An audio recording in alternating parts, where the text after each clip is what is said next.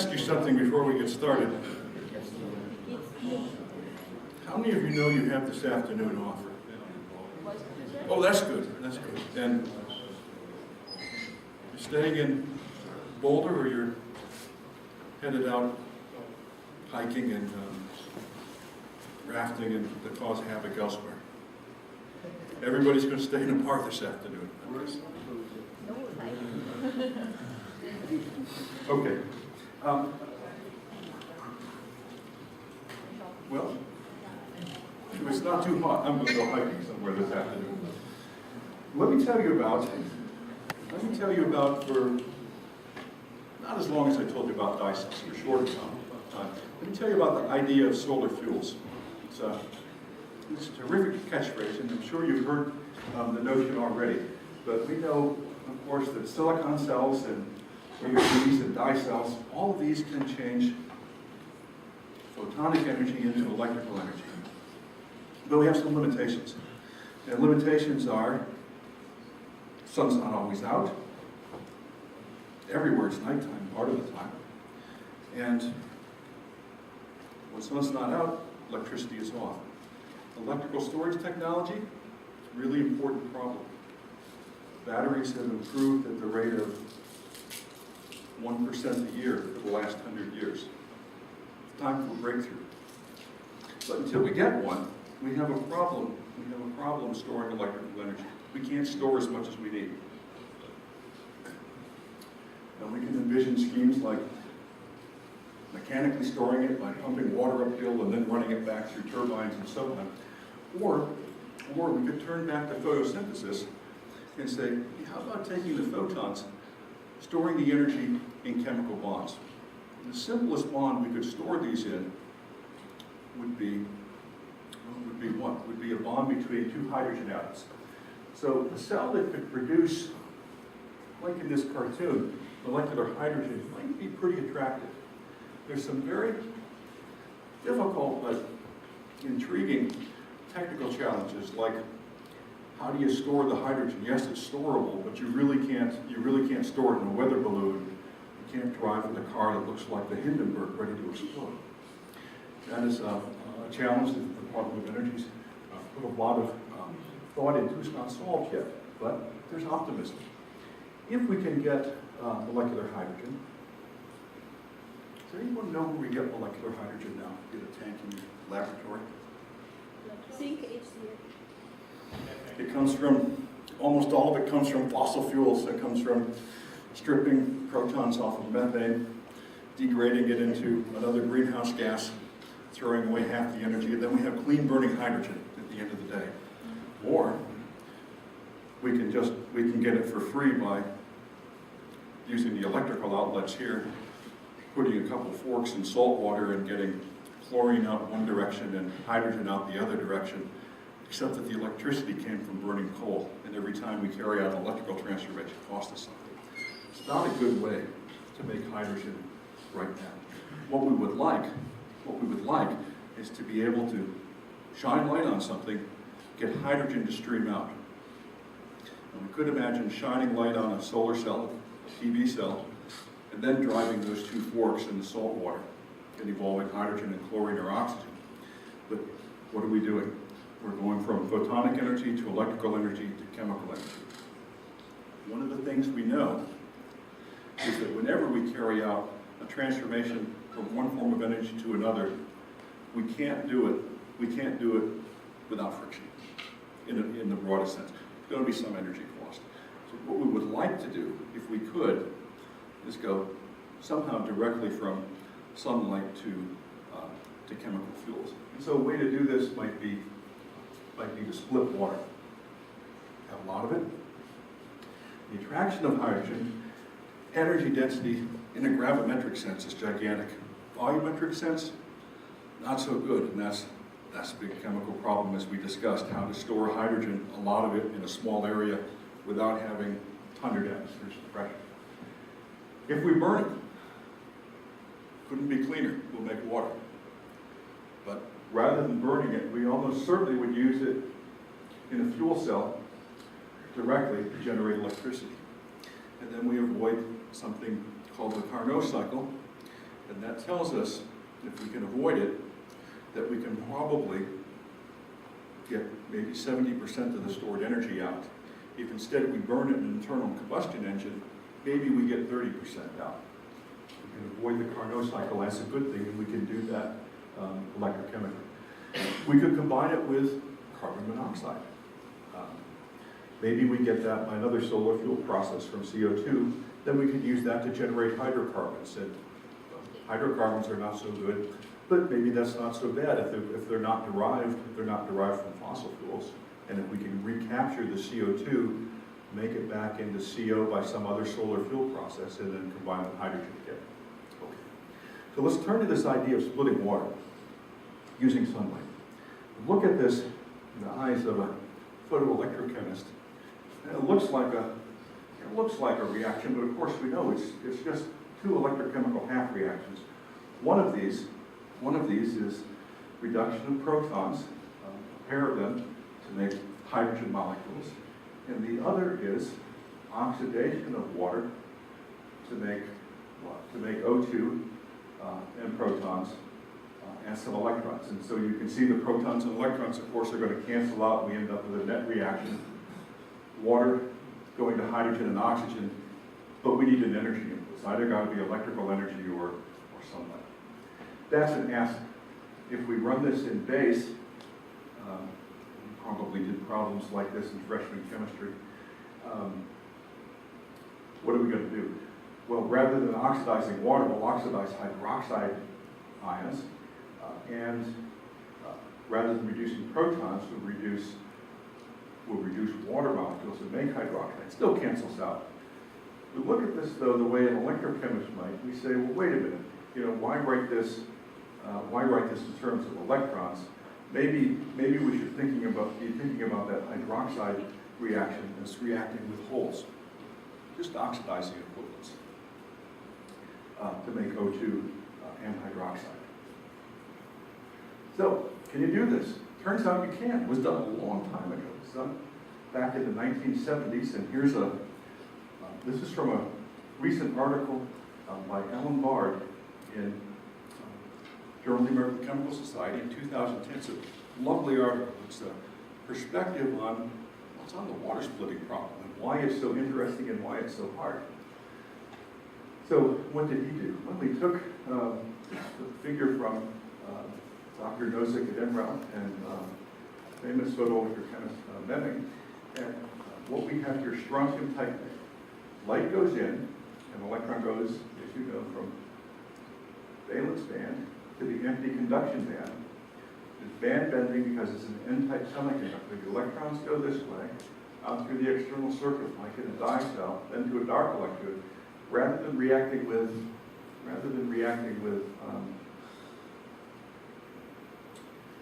iodide triiodide, they react with protons to make H2. But only if we have a catalyst like platinum here.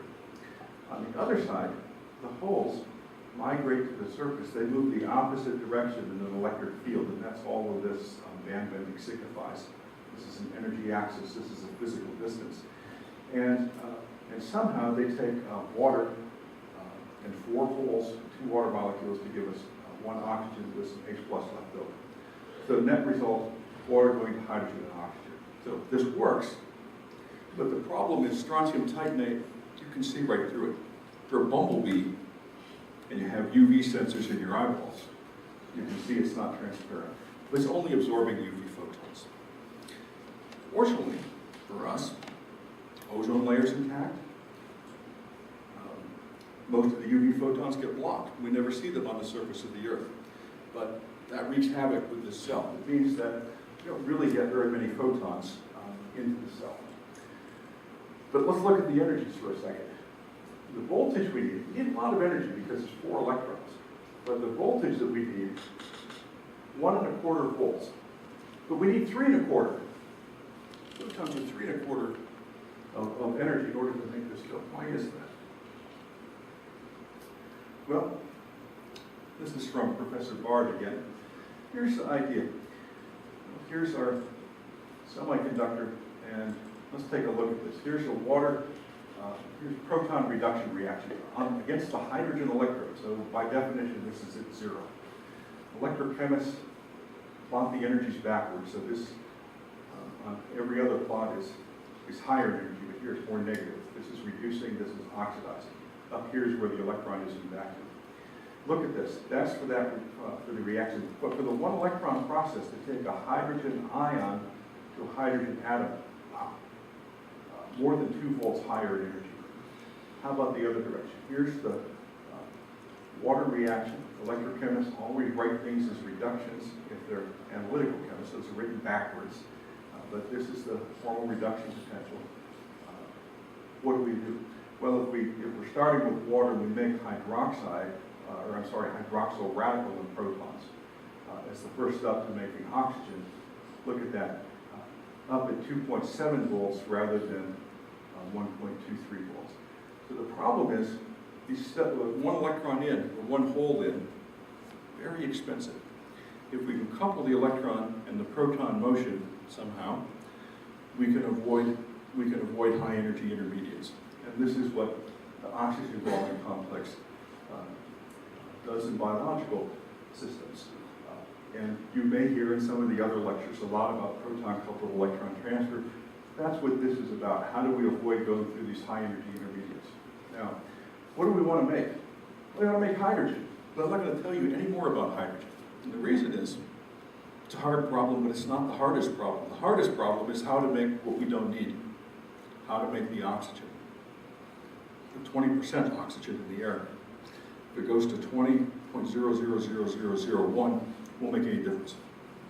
But we have to make it to balance out the reaction. Otherwise, if we use Boulder Creek as our water source, we're going to end up distributing sodium hydroxide solution out the other end, rather than turning things into water. We have to balance out the reaction with a complementary oxidation of water to dioxygen. This involves 4 electrons, or 4 holes, depending on how we look at it, 4 protons. This goes up as probably some kind of power law, so it's not twice as hard. It's, it's 2 to the nth times harder, because we're moving 4 charges instead of 2 and 4 protons instead of 2. But lots of ways to make high energy intermediates when you have to move 8 objects all together. But if we could move all of them simultaneously, nobody knows how to do that. But if we could, well, we could get these out at just 1.25 volts. We get the reaction going. Okay, so what we need something else. Partway there at water oxidation, halfway there is hydrogen peroxide. If any of you ever used hydrogen peroxide if you cut your finger, so why does it work?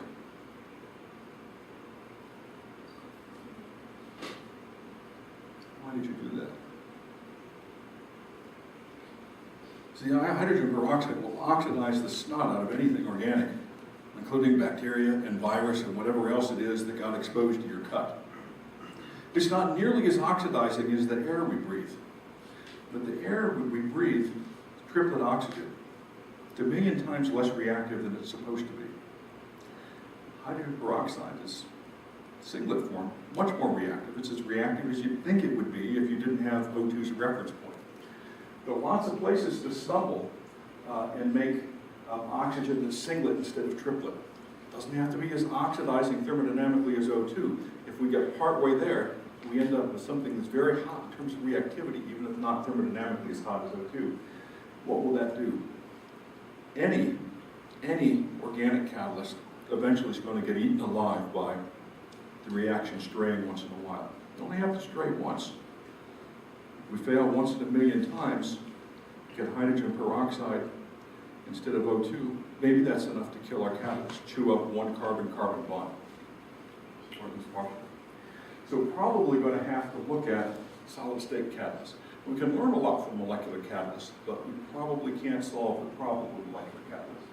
On the hydrogen side, we need something that can move at a high rate. What that means here is a lot of current flowing, and that current should flow at very low potentials. The lower we can make the potentials, the lower energy photons we can use, and the more photons we can use, and the higher the efficiency of the device will be. So let's take a look here. This is a chart that our friend Professor Gressel published a long time ago, but others have published it as well. And what this shows is for a range of materials, and here you see gallium arsenide. This is the conduction band edge. This is the valence band edge. And again, this is a goofy electrochemical scale with a sign in the wrong direction. This is higher energy, lower energy, relative to the electron vacuum. But here's plotted against hydrogen electrons. What do we see? Well, we want something where the electrons are going to be reducing towards water, so above this line, and oxidizing towards water, the holes in the valence band, so below this line. What you can see is most things don't satisfy that. And some of the ones that do, let's take a look at this. Here's cadmium selenide. It's positive enough to oxidize water, and it's negative enough, at least thermodynamically, to reduce protons. The problem is that the selenide part itself gets eaten up. And it turns out that we almost always have to replace the anion in the semiconductor with oxygen in order to have a chance. And even then, things like zinc oxide aren't very stable at many pHs. TiO2 is rock stable, but look, it's only absorbing UV photons. So it's a bit discouraging. This isn't everything. There are a lot of folks working at empirical discovery of catalysts that might do this. My own belief is that it's probably going to have to be guided by computations and then design rules. And we'll never find these by looking randomly. Something that's both, when excited, both reducing and oxidizing towards water, and is stable, and doesn't have a band gap that's so large that we collect hardly any photons. So here are the problems. Photocorrosion, there's cadmium selenide. Passivation, if we make a insulating metal oxide on the surface or sending metal oxide, that's not so good. Maybe we have enough energy, but the band edges don't line up the right way. Lots of ways to fail. In fact, the thinking is, not everywhere, but the thinking many places is it might not be, everything's possible that doesn't break some laws of physics, but it might not be possible in a practical way for us to discover anytime soon a material that would work. So it may be that we'll have to use blue photons to carry out the oxidation reaction, and the red photons to pass through the cell on the other side of the membrane and carry out the reduction reaction. And this is a picture from Nate Lewis's laboratory and his work in their NSF-supported Center on Water Split. Maybe we need to separate these two. So we're going to go with that idea. We're going to focus just on water oxidation. Because remember, hydrogen evolution, that's hard. It's not nearly as hard as water oxidation. Our starting point will be alpha hematite. Alpha hematite, if it's hydrated and loses its crystal, loses the crystallinity that it has as alpha hematite. Once it's hydrated, it's essentially rust. And if we dehydrate it and put it in this form, so it's useful as potentially as an oxidation catalyst, photocatalyst. So it's cheap. Iron second only to silicon in the Earth's crust. It's not toxic. A lot of it. This is important. Even at pH 14, illuminating this with a laser for a month, nothing happens. That's the great thing about metal oxides. Once all the d electrons have been taken out, there's really nothing else that can go wrong at that point. At least with titanium dioxide. Here we're left with a few d electrons, but they still they behave quite innocently, and this is stable. This is interesting. We collect 2.1 EVs. If we translate that into a wavelength of light, that gets us, well, most of the way through the visible region, all the way up to 600 nanometers. What do we need? We need 1.25 volts thermodynamically, but remember this is a complicated reaction, so we're probably going to need a few to several hundred millivolts on either side in order to make this go. And so this leaves us with 900 millivolts altogether to drive the oxidation and reduction reactions at a reasonable rate. This looks pretty attractive. Valence band edge, where the holes are created, plenty positive enough to oxidize water. But there's some problems. First problem, the holes that we generate only move a few nanometers before they find the electrons again recombine. What does that mean? We have to make those holes within 4 or 5 or maybe 10 nanometers of the electrode surface.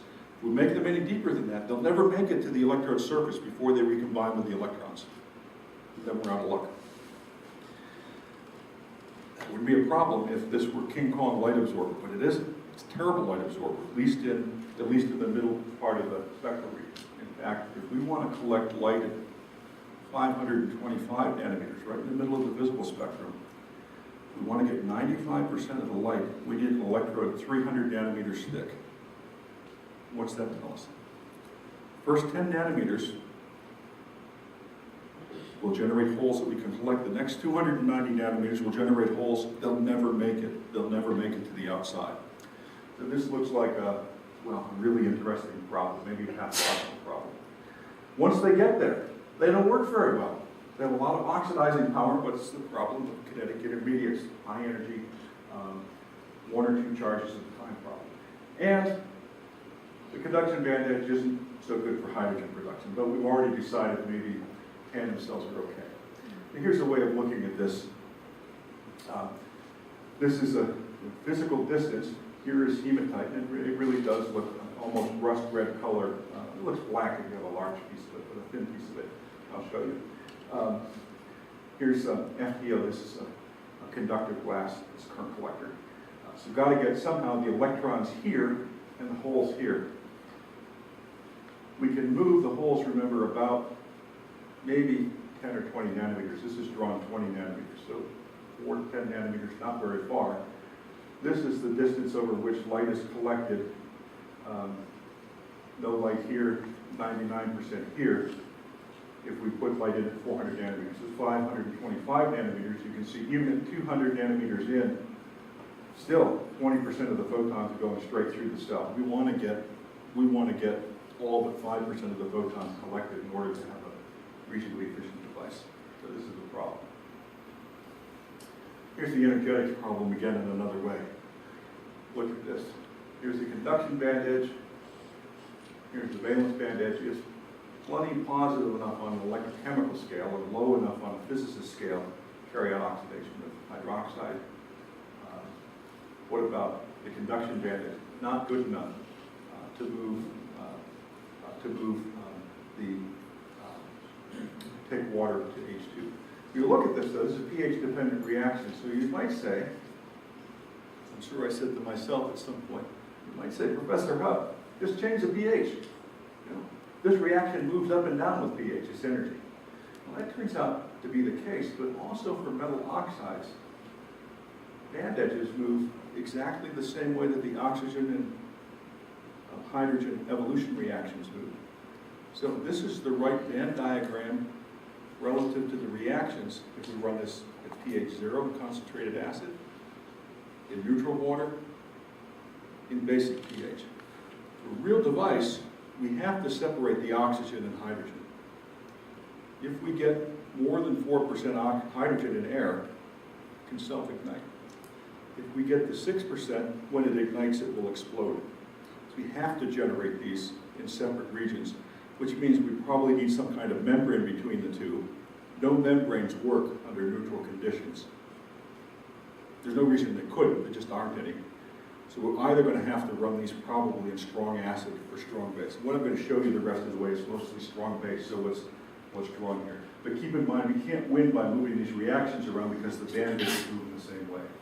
Okay, here's another way of looking at the problem. This is an absorption spectrum. Here's the edge of the visible region. This is near UV. Here's absorbance through several nanometers of hematite, which is the name for alpha Fe2O3. And you can see, a fair fraction of photons collected in UV, and then things just get catastrophically bad until we zero out at a little beyond 600 nanometers.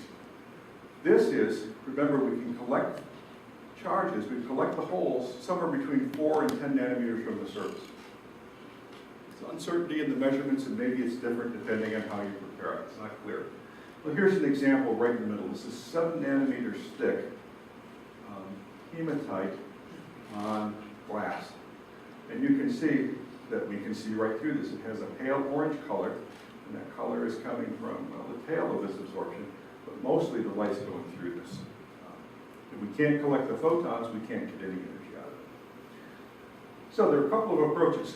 One is to nanostructure, somehow, the hematite so that the charges can move faster, farther.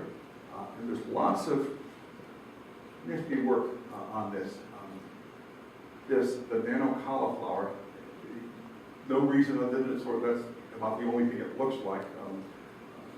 Decorated rough edges here, straight pieces here, and for whatever reason, holes move pretty well in this direction and not so well laterally. And this works sort of.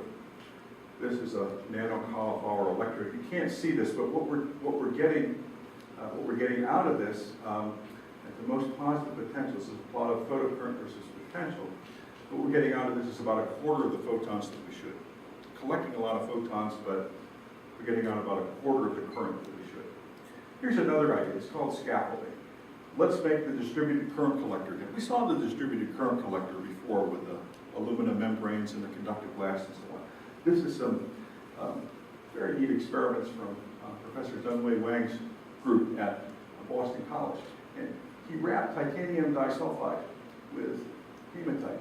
How did he do this? How do you think he did this? It's got a skin that's 10 nanometers, it's about 25 nanometers thick, actually. It's uniform. It's everywhere. It starts out with a scaffold of titanium disulfide wires. Sort of transparent, but not quite. And then he wraps them somehow with 25 nanometers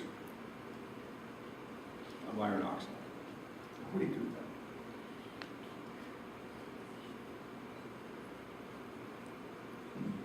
Maybe there's a good method of putting the iron on there and then oxidizing later and just letting it rust. There are a lot of ways to do it poorly.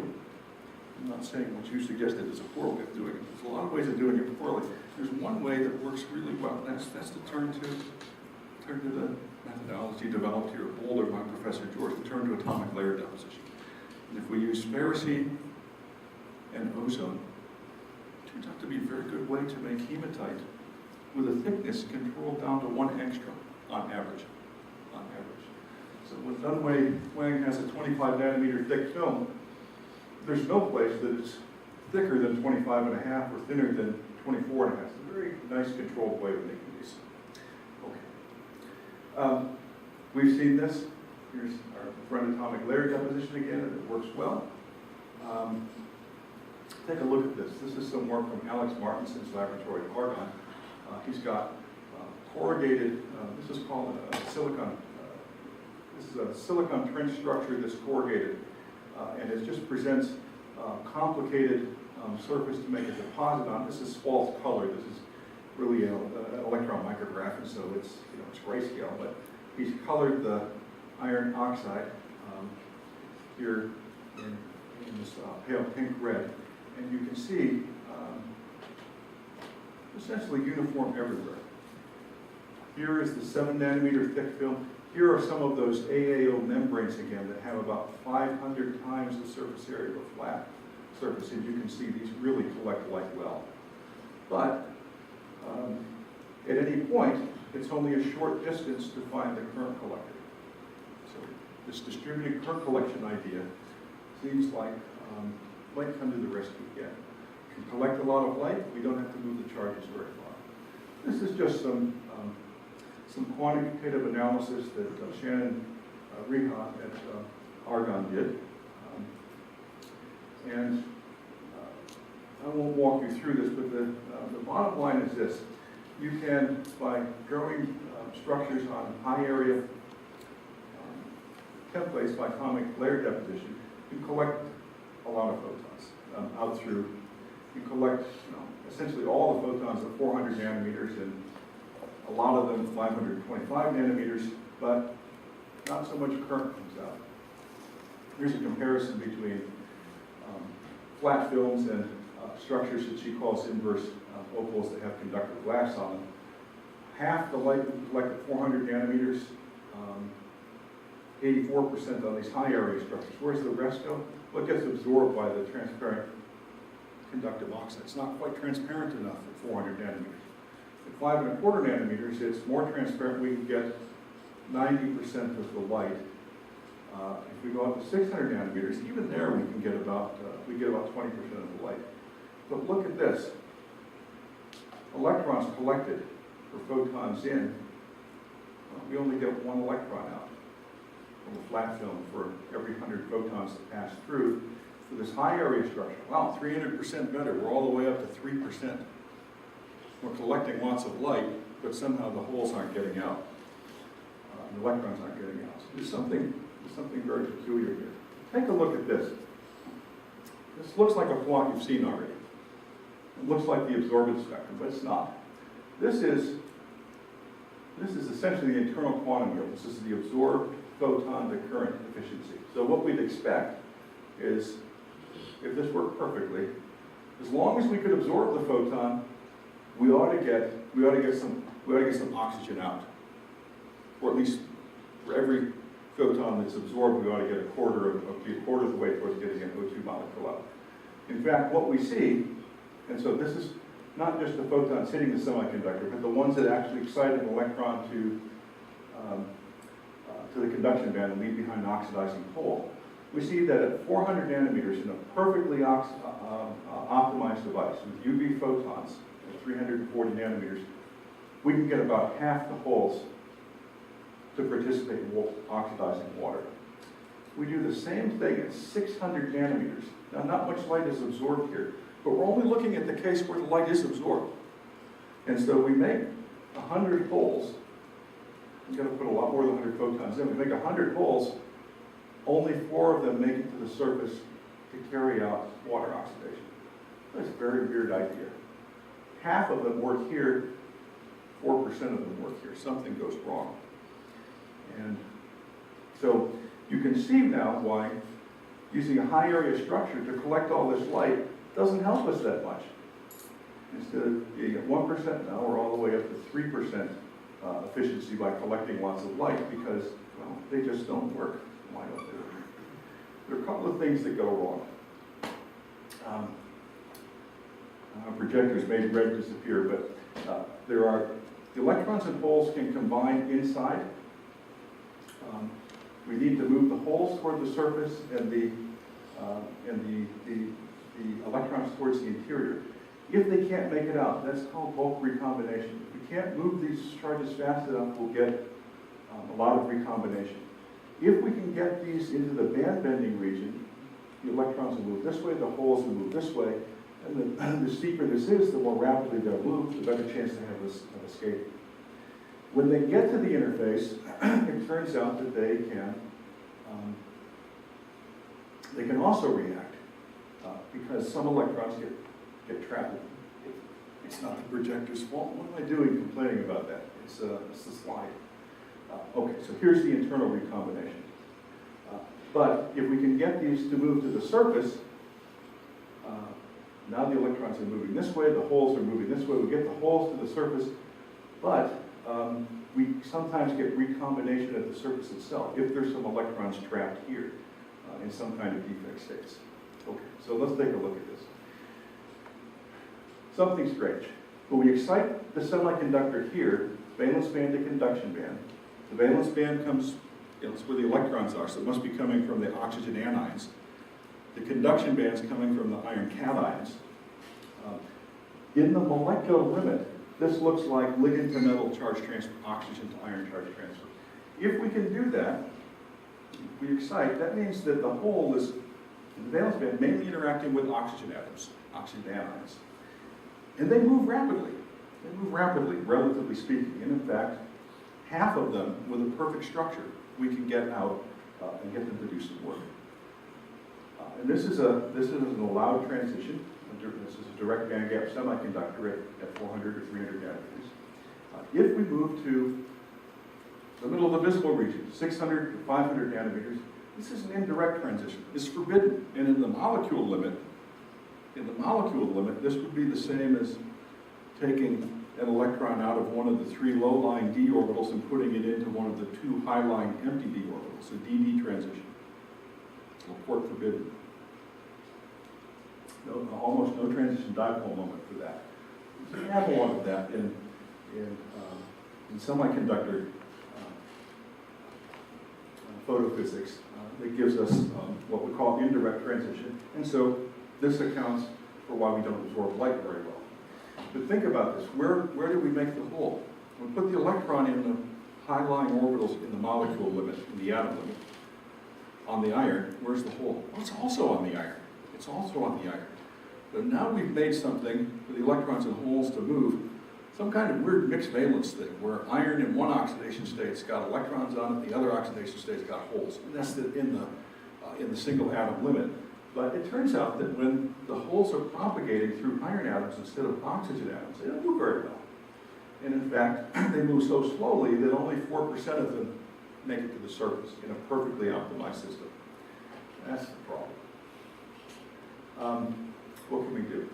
Well, we could move the charges more rapidly. Here's an idea that's been described, but I don't think it's ever actually been implemented, because until recently there wasn't a good way to controllably dope films of well-defined thickness, not shaped like cauliflower, but shaped like something we can characterize. Here's some band bending in a weakly doped semiconductor. Electrons move this way, the field moves the holes this way. How about more doping? Well, the bands now bend over a shorter region. The potential doesn't extend as far, but where it is, it's steeper. The holes will move more rapidly, the electrons will move more rapidly. If we can move the holes more rapidly, we can move them further. So in principle, this could be a workaround to get above that 4%. The drawback is that the greedier we get at making this steeper and steeper, the narrower we make this region and the less effective electrode we have. It turns out that the best anyone's ever been able to do is 10 nanometers for the atomic layer deposition. You're thinking, Professor Hupp, you've told us a dozen times you can control these to an angstrom. That's right. But to make this crystalline, and these only work if it's crystalline alpha hematite, like them crystalline rather than amorphous, we don't know how to make them thinner than 10 nanometers. A year ago, we didn't know how to make them thinner than 25 nanometers, and the year before that, we didn't know how to make them thinner than 100 nanometers. So progress, but the limit might be 10 nanometers. But this might work. How about this? Here's the problem. So even with the allowed transition, we get all the holes to the surface, but still only half of them work. I'm sorry, we get only half the holes to the surface. But some of those still don't work. And the reason is that although some of the electrons are moving out of the device, they're trap states. We don't know what these trap states are, but we know that their energies sit below, at least its most potentials, where the conduction band edge is. So some of them are content to park right at the surface. When the hole gets to the surface, what happens? Well, they recombine. Now, if we apply enough of a potential that this is bent a lot, then we can deplete this, and this goes away. But we don't want to put a battery in the circuit in order to make the device work. So we have a problem with surface traps. It might be possible to chemically passivate these, and in fact, turns out it is. It's a lot like the tin oxide problem we saw with the Dye-Cell. So this is a complicated plot, but it's a very weird kind of experiment. This is work that Lawrence Peter in England published just several months ago. He's really quite clever. What he was able to do is to measure how fast the holes are recombining with the electrons compared with how fast the holes are reacting with water. And it turns out that how fast they recombine with the electrons is potential dependent, and how fast they transfer to water. Well, it's also potential dependent in a way that's not very well understood. This is a log scale. What do we see here? At a far enough positive potential, so where we're not really getting much photovoltage out, we're transferring the holes out more rapidly than they're recombining. But here's the balance point where they're occurring at equal rates, and then if the potential is less positive, look at this, the recombination with the surface traps we're losing badly. If we coat the surface with cobalt, cobalt's a magic ion in photoelectrochemistry right now.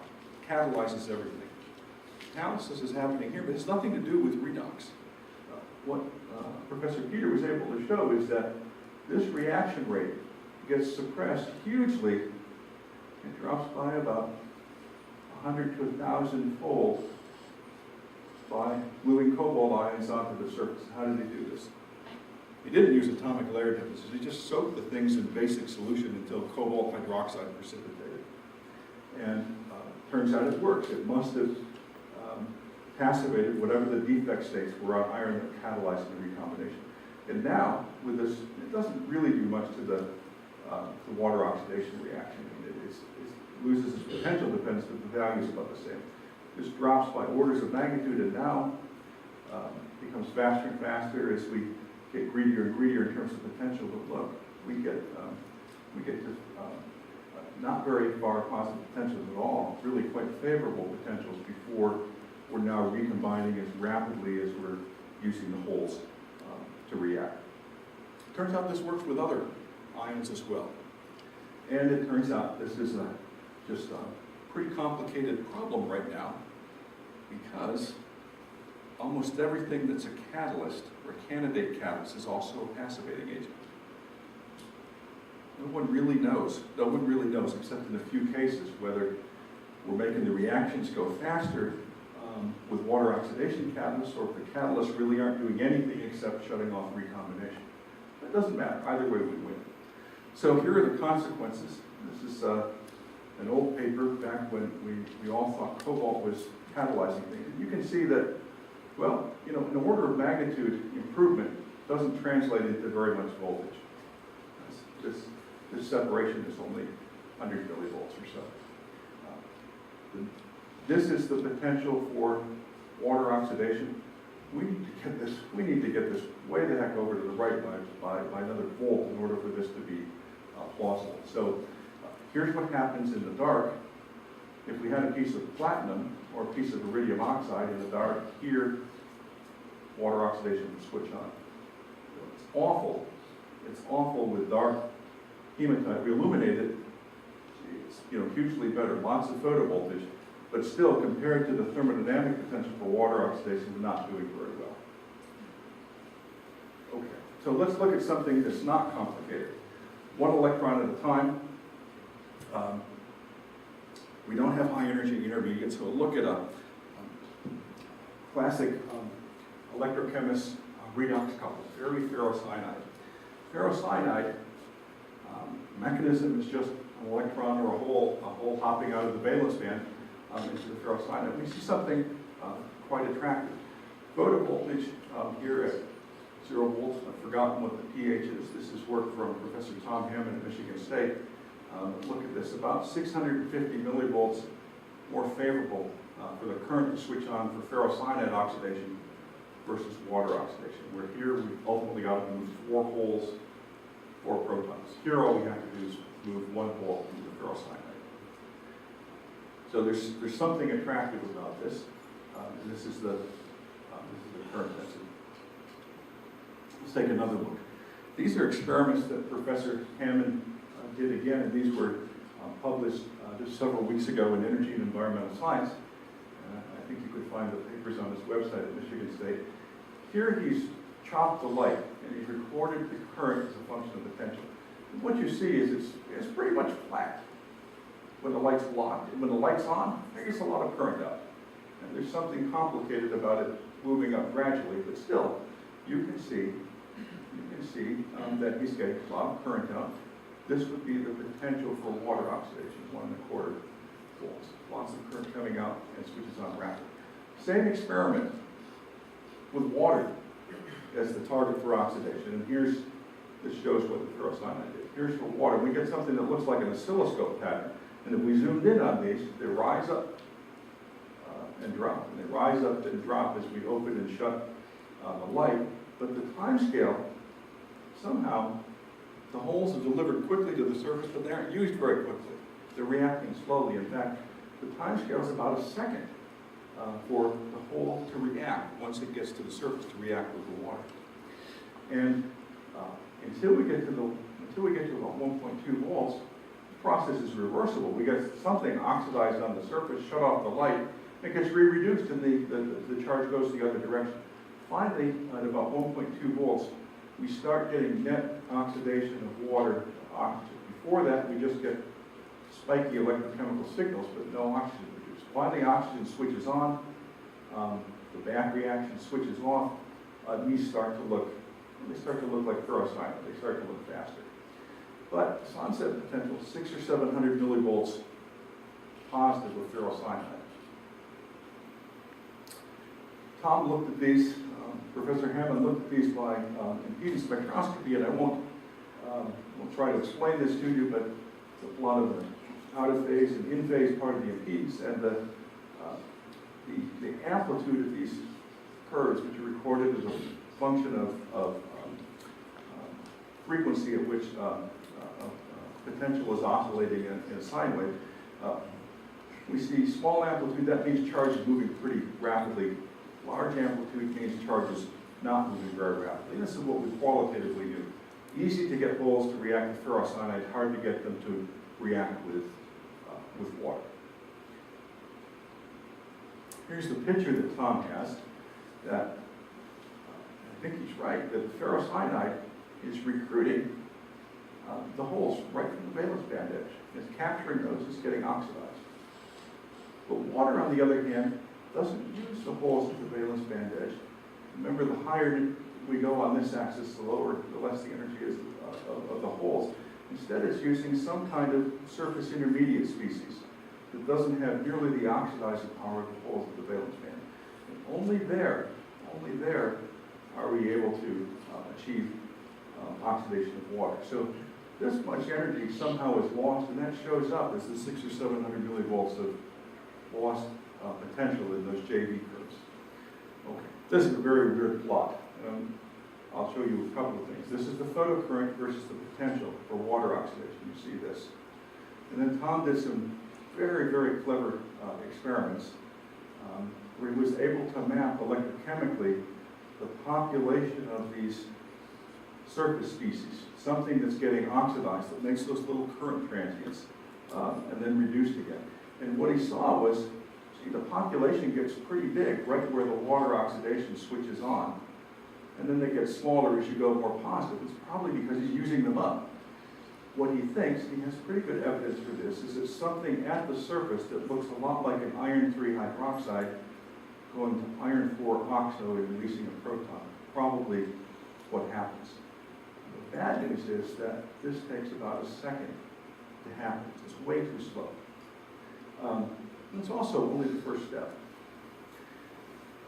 What's he done? Well, a lot of details. If you really want to read about this, is Energy and Environmental Science paper is terrific. But he's detected this charged surface intermediate. He thinks it looks like this, but it's pretty speculative.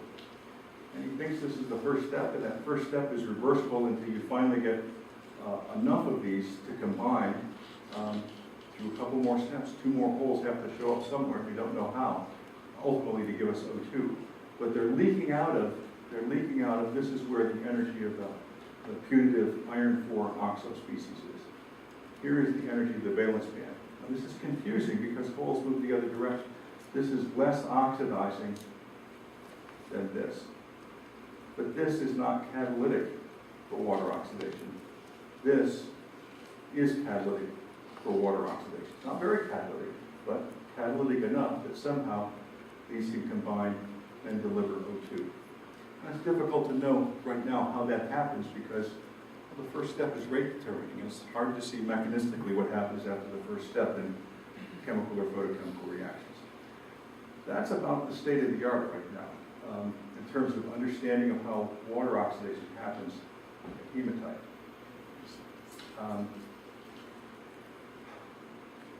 Doesn't work very well, but if we could accelerate the whole transport, get all of those visible region generated holes to the surface quickly enough, even though they've got to move from iron to iron to iron instead of oxygen to oxygen to oxygen in the limit of atoms instead of bands. If we could do that, we might be able to push the current up by as much as 4-fold, if we could also suppress surface recombination. What about this? Well, Professor Hammond's shown pretty convincingly that something, maybe this, maybe not, but some one equivalent oxidation product is the slow step in carrying out the water oxidation. What we really would like to do is not use these. Instead, we'd like to intercept the holes before they discard all of this energy. Intercept them here to what? Well, to drive some catalyst, something that could capture these more rapidly than this forms. It seems like it should work. Nobody's been able to do that yet, but it ought to work. We ought to be able to capture these. And then we would have, we would not have thrown away this oxidizing power, and maybe we could pick up 600 millivolts of photo voltage. Maybe we could. If we could suppress surface recombination, that would give us another 100 or maybe 200 millivolts. Would that make the device work? Well, we'd be about 2/3 of the way there. We'd have about 800 millivolts of the 1.2 that we need. So what about iron oxide? I think this is going to turn out to be a system that teaches us how to make something else work, like a lot of science. Learn an awful lot. It's singing a siren song because it's so cheap. It's so easy to work with, but it has so many flaws. I think what we're going to find is we can fix 85% of them. We have to fix all of them in order for it to work. But everything we learn here, I think will end up helping us in the next step. Okay, these are some folks whose research I've highlighted in this presentation. Most of them work out at Argonne. One of them, Michael Vermeer, jointly advised by Mike Pellin at Argonne, and he just finished his thesis, and the part of the work done at Northwestern was sponsored by Energy Frontier Research Center called Answer. And let me leave you with this quote. You can see it was written 135 years ago, so kind of naive. But this is a character in a book by Jules Verne, science fiction writer, way ahead of his time. And in his book, Mysterious Island, the character says, I believe one day water will be employed as fuel. In 1874, we knew that water was the reaction product of oxygen and hydrogen. And we knew that you could electrolyze it back into water and hydrogen. That one day, the hydrogen and oxygen, which constitute it, either singly or together, will give us heat and light. It will be the coal of the future. The coal of the future is still the coal of the present right now. Most of these lights are powered by coal-fired power plants with coal from Wyoming. The idea is naive, but maybe not so much. What the character in Jules Verne's novel assumed was that by some mechanism, it would become very easy to get electricity with no cost. Maybe that's with sunlight. Who knows? Okay, I want to stop here and thank you for sitting through 4 lectures this morning. You're heroic, and I can answer a few questions. I think most of you probably want to go off and do other things this afternoon.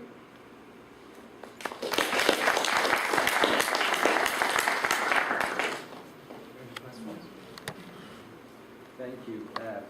In the case of cobalt-treated hematite films, would you please comment whether after deposition of the cobalt, is there any decrease or increase in the depletion layer which is responsible for charge separation? I don't think Hammond knows yet, and let me be a little careful. It might well be that those of you who are in the thick of working on this in your own thesis projects, of course, know about the MIT catalyst based on cobalt phosphate precipitates. It's not known whether those are operating by passivation or whether those are authentically functioning as catalysts. Just not enough information yet. And Tom's insights and Laurie Peters' insights into these surprising ways in which you can get catalysis without really direct participation weren't understood when the first papers on cobalt phosphate appeared. So it might be it's behaving well and really behaving as a catalyst. It might be it's not. How it's affecting the depletion layer, nobody knows yet. Everybody speculates, but nobody really knows. I think there's enough knowledge to do the right experiments now, but I would say a year ago,